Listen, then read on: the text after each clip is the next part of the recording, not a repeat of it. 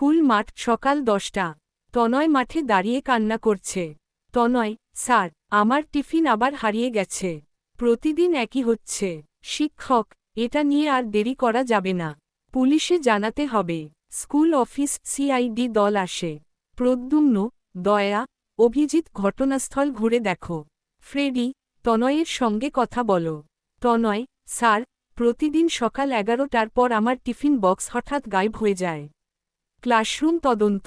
অভিজিৎ ক্লাসের জানালায় অদ্ভুত দাগ দেখে। অভিজিৎ, জানালার বাইরে কারো পা রাখার চিহ্ন আছে, কেউ বাইরে থেকে হাত ঢুকিয়েছে? দয়া, তাহলে চোর জানালার দিক থেকে এসেছিল।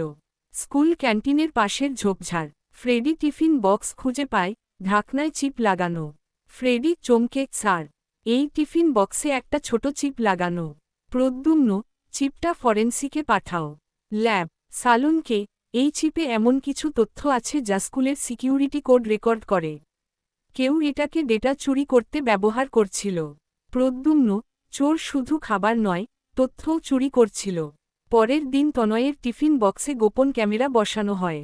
রাহুল স্কুলে এসে টিফিন চুরি করে চলে যায়।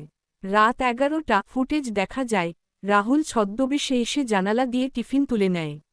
রাহুল লজ্জিত, আমি শুধু মজা করতে চেয়েছিলাম, কিন্তু তারপর এক বড় ভাই তথ্য চুরি করার জন্য আমাকে ব্যবহার করছিল।